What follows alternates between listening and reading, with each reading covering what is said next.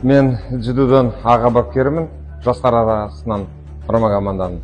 Енді биылғы жылды алсақ, 2023 жылы біз әлем біріншілікте 2 медаль алдық, 2 қола медальға ие болдық.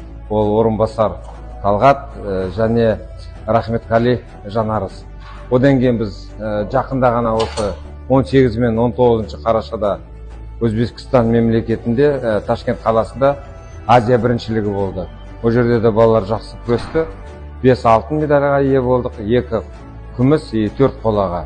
Енді ендігі жылғы жоспарларымыз тура осылай күресіп, әлем біріншілікте де 1 алтын, 1 қола медальға ие болсақ дейміз. Азия біріншілігінде жоспарымыз 2 алтын, 2 қола медальға ие болсақ.